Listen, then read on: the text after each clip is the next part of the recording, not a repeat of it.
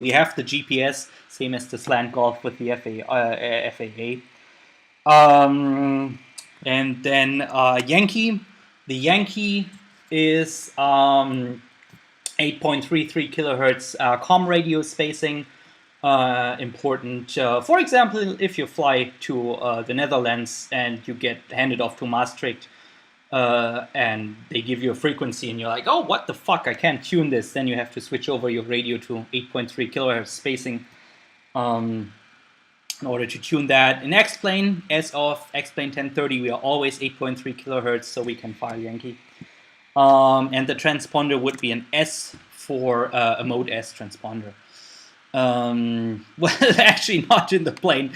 Okay, let's talk about what it would actually be in X-Plane. So this transponder here that we put in the X-Plane model is clearly not Mode S. It's actually only Mode C, Mode Charlie, and we don't have a DME. So if we are flying the actual plane that I've loaded in X-Plane, you would have to delete the D and make that one a C. And if you try to file that as an IFR flight plan in Germany, ATC would reject it and say, hey, you cannot use that kind of shitty airplane to fly IFR here.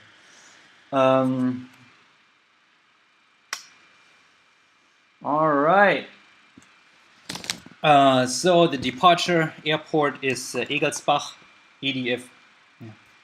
Great, really great. Been locked out. Jesus. But see, once they force lock you out and lock you back in, the cheats again work. All right. 88825 Zulu General Aviation 1 plane, Cessna 172 Light, standard DME GPS 825 kilohertz Mode S transponder from Egelsbach. Estimated off-block time, so right now it's 1940 Zulu, so we make it 20 Zulu. Airspeed, speed, that is an interesting one. Speed is an interesting one because because there's different units you can put there. So you can put a Mach number if you started with M. Yeah, filing Mach 0.0 whatever, like Mach 0.1 or Mach 0.09er in a 172, you would get laughed at. So what you can also file is K, kilometers per hour. What we are obviously doing is we are flying in knots. So we would file N for nautical miles, and then 0, 100 for 100 knots, true airspeed. You have to put it in 4 digits because, hey, you might be flying a fighter or a Concorde, and then you would need 4 digits, right? So going to flight level 070, and let's punt on that for a bit, and we're going to Karlsruhe, Baden-Baden. We estimate 50 minutes flight time, and then we're going to put in Schwäbisch Hall as our alternate. But it has to switch to German. Let's switch that to English, and then it deletes everything. See, this is website design by German ATC. Change the language, deletes everything. This is absolutely ridiculous. Yeah, that's why I said I'm talking about user interfaces, and in this case, it's crappy user interfaces.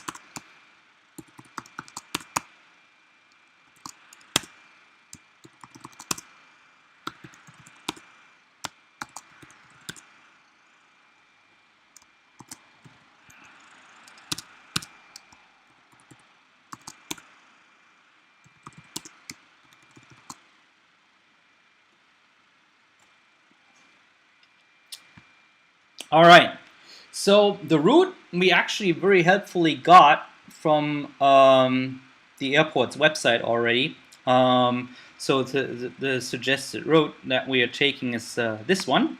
So I'm just going to copy paste it in here. There you go. And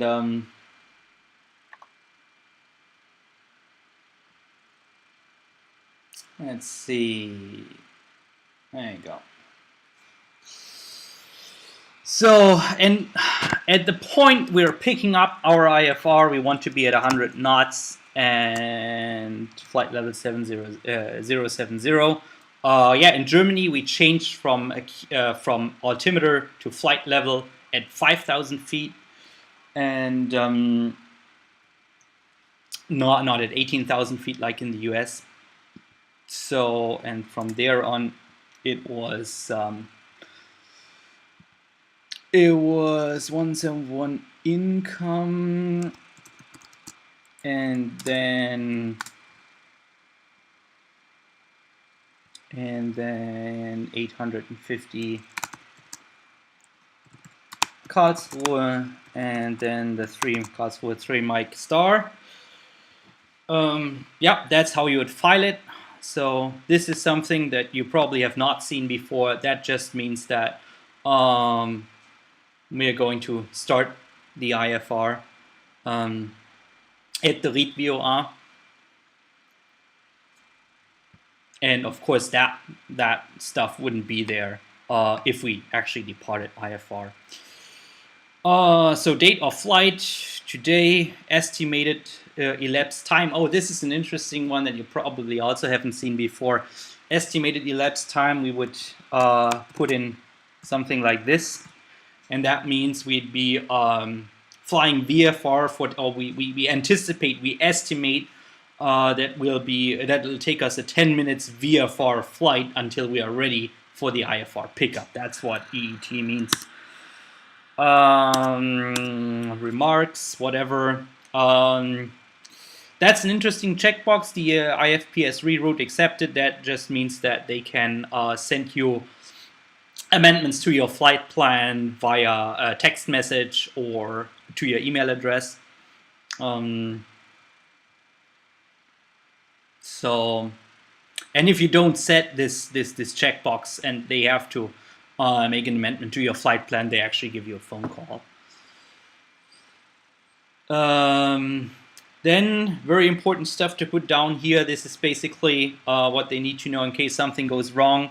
So I take off with full tanks, which means I can stay airborne for 4 hours until I run out of fuel. So it's one person on board.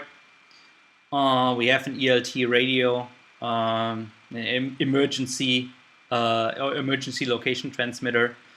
We don't carry any survival equipment, polar, desert, maritime, jungle.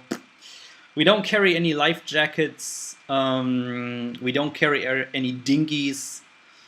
Our aircraft is white with, let's see, I'd call that white with red and blue stripes. Yeah, let's call it white with red and blue.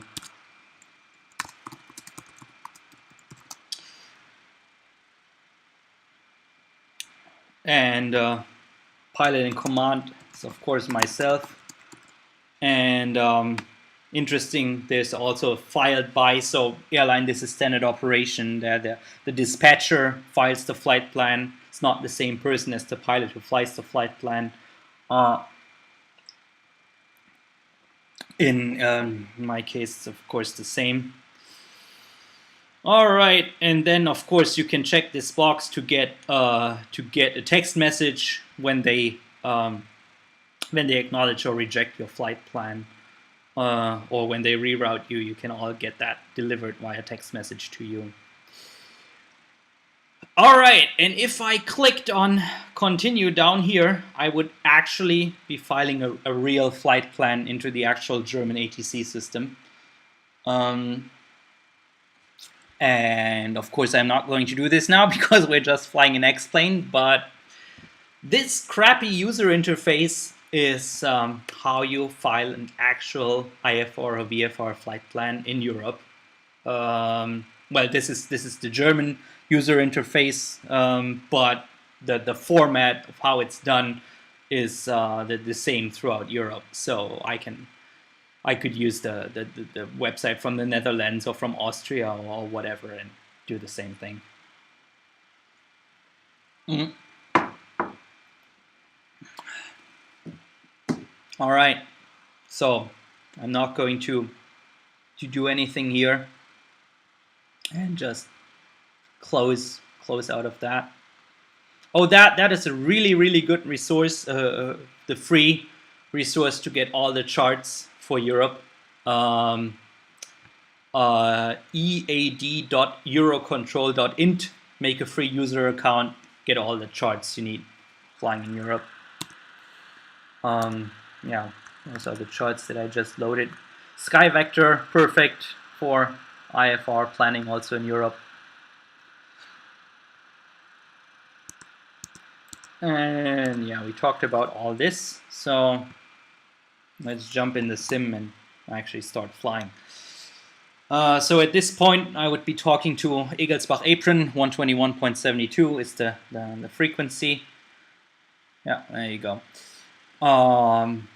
And I would introduce myself as follows. So I'm going to talk to you through the actual phraseology for the German airspace now. So I'd be saying Egelsbach Apron, November 172 Sierra Papa. Sorry, that's not my regular call sign, but that's the call sign that I haven't explained. November 172 Sierra Papa.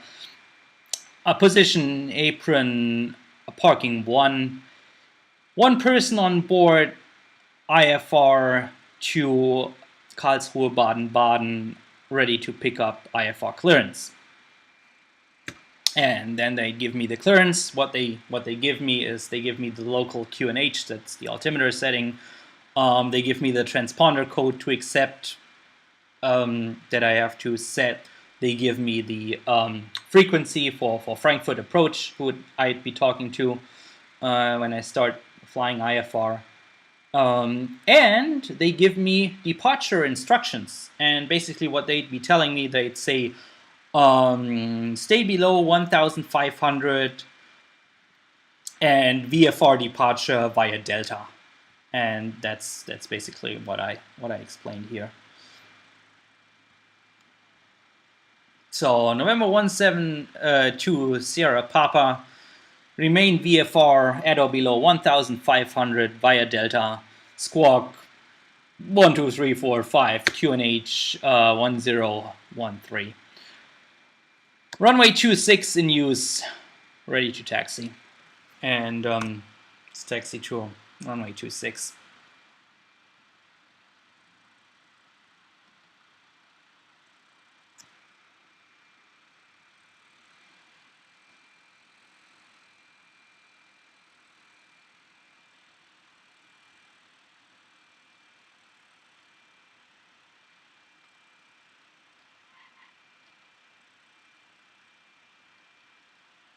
So we're on taxiway Alpha now, and yeah, taxiing out here. You usually do a brakes check. That is check whether both toe brakes are working. You check the instruments during taxi, like when you're doing a turn. Does the attitude indicator stay erect? Does the turn coordinator swing in the right direction, and of course the directional gyro. Is the altimeter, when it's set to the altimeter setting, is it actually showing field elevation?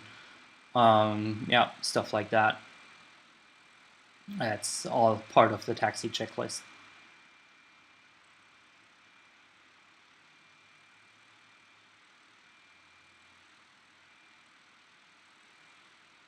So the building that you see on the left, that is, I think that's the helicopter flight school.